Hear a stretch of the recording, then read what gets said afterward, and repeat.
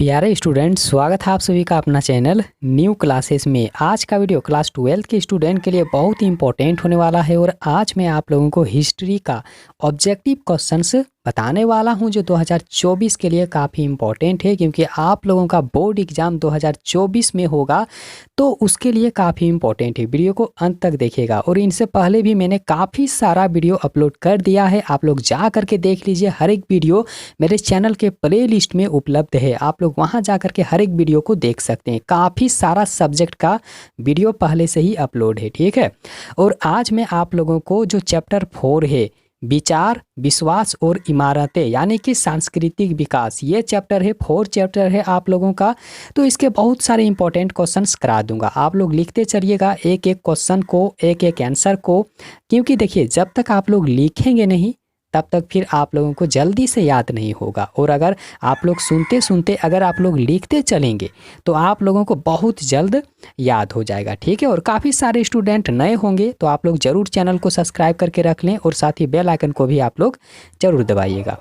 तो यहाँ पर देख सकते हैं जो पहला प्रश्न दिया हुआ है कि बौद्ध ग्रंथ त्रिपिटक की रचना हुई है।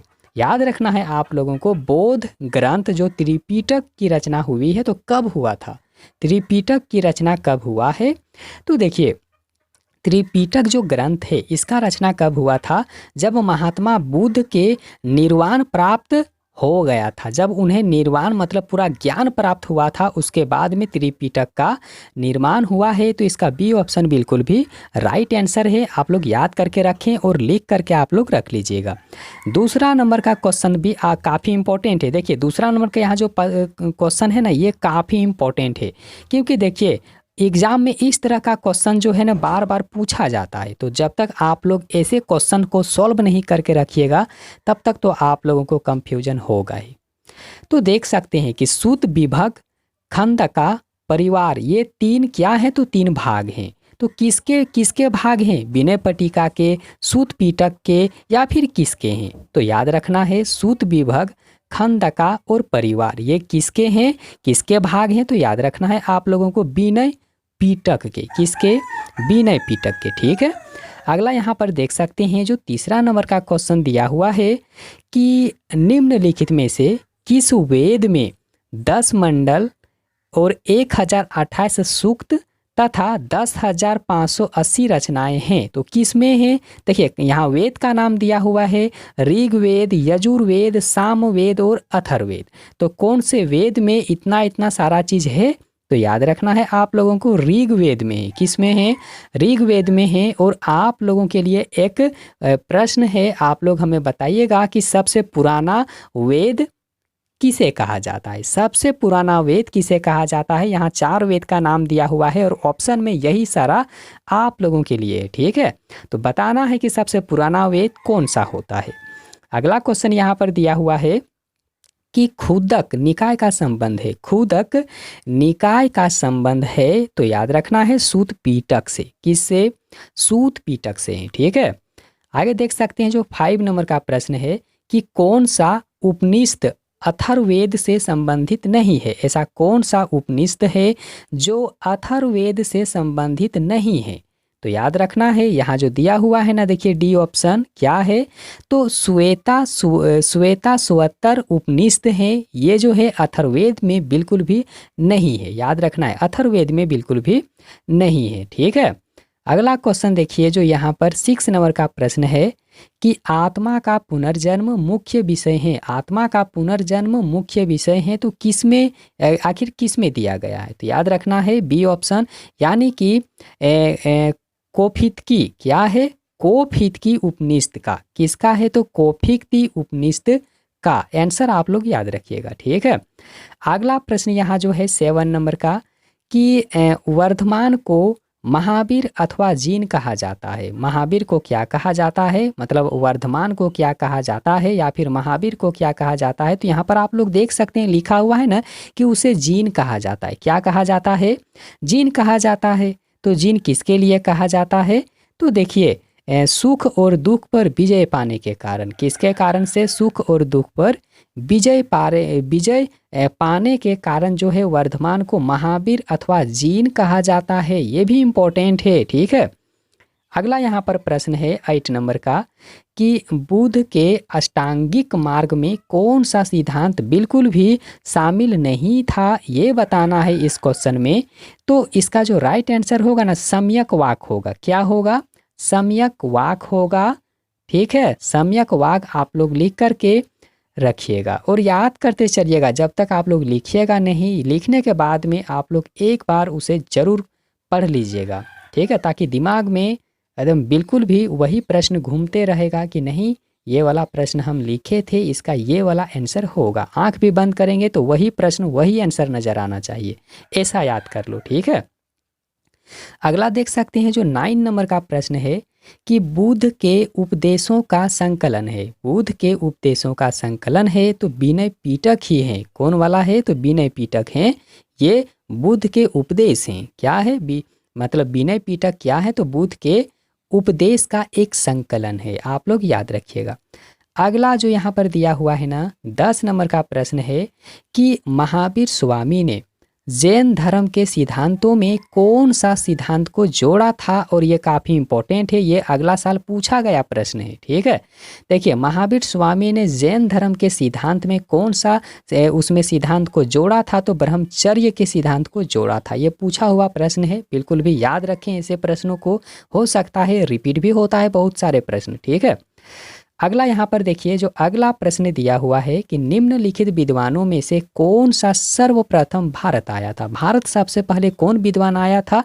तो फाहियान जो हैं ये भारत सबसे पहले आए थे। ये विद्वान भी हैं, याद रखना है आप लोगों को। ठीक है, आगे देख सकते हैं जो 12 नंबर का प्रश्न है कि भगवान बुद्ध को किस स्थान पर ज्ञान प्राप्ति हुई है। काफ़ी इंपॉर्टेंट प्रश्न है, पूछा गया प्रश्न है, बिल्कुल भी याद रखें इसे प्रश्नों को। ठीक है, क्योंकि देखिए ये मतलब काफ़ी आसान प्रश्न है, ज़्यादा भारी वाला प्रश्न नहीं है, बहुत आसान प्रश्न है। लेकिन आसान प्रश्न जब आ जाता है फाइनल एग्जाम में तो काफ़ी सारे जो बच्चे होते हैं कंफ्यूजन में आकर के गलत कर बैठते हैं।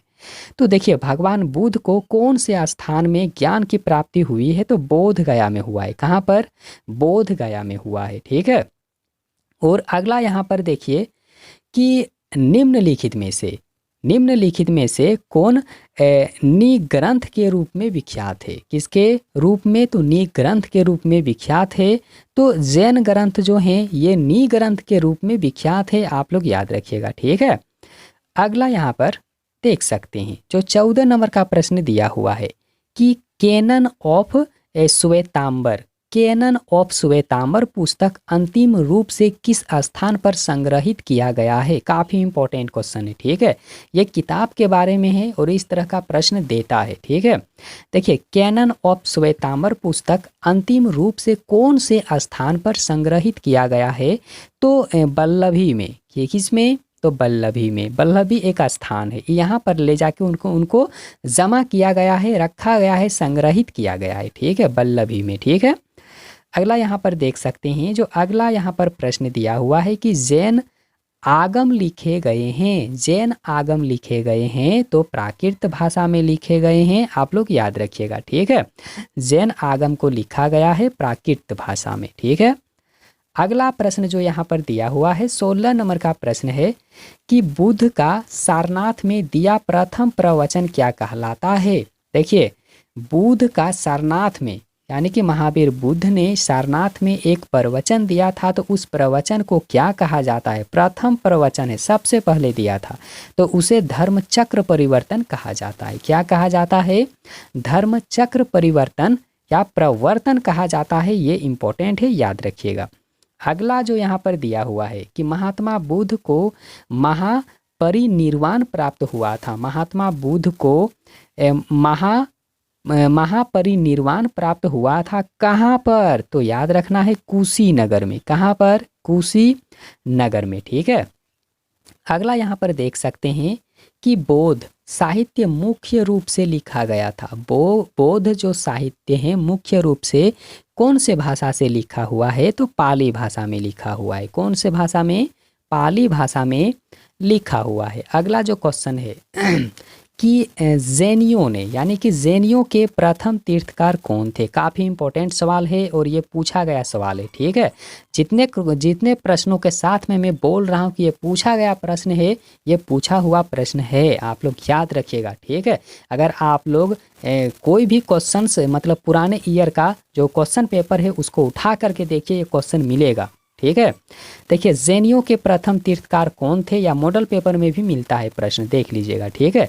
जैनियों के प्रथम तीर्थकार कौन थे, तो ऋषभ देव थे। कौन थे, ऋषभ देव थे। और अगला क्वेश्चन जो है यहाँ पर, और ये बिल्कुल भी अंतिम क्वेश्चन है, ठीक है। इसके बाद का वीडियो जब हम आप लोगों को देंगे, आप लोगों के लिए लाएंगे, तो उसमें काफ़ी सारा क्वेश्चन रहेगा। आप लोग चैनल को ज़रूर सब्सक्राइब करके रख लें, क्योंकि आगे मैं आप लोगों को काफ़ी हेल्प करूँगा। आप लोग याद रखिएगा, काफ़ी हेल्प करने वाला हूँ, ठीक है। और इस चैनल के माध्यम से पिछले साल अगले साल काफ़ी सारे स्टूडेंट एकदम अच्छे नंबर ला करके पास किए हुए हैं, आप लोग भी कर सकते हैं, ठीक है। देख लीजिए जो आखिरी प्रश्न है कि जैन धर्म के तीर्थकर ऋषभ देव का प्रतीक चिन्ह क्या है, ठीक है। जैन धर्म के जो तीर्थकार हैं ऋषभ देव, तो उनका प्रतीक चिन्ह क्या है, तो याद रखना है सांड होगा। क्या होगा, सांड उनका प्रतीक चिन्ह है, जो काफ़ी इम्पोर्टेंट है, ठीक है। तो ये था आप लोगों के लिए 20 इम्पोर्टेंट क्वेश्चंस, और इसके बाद में भी आप लोगों को काफ़ी सारा क्वेश्चन मिलता रहेगा, मॉडल पेपर का सॉल्यूशन मिलता रहेगा। आप लोग चैनल को ज़रूर सब्सक्राइब करके रखें, और प्रश्न से संबंधित अगर मन में कोई भी कंफ्यूजन हो, कोई कहीं पर भी डाउट हो, तो आप हमें कमेंट सेक्शन में कमेंट करें, ठीक है। तो वीडियो देखने के लिए बहुत बहुत धन्यवाद।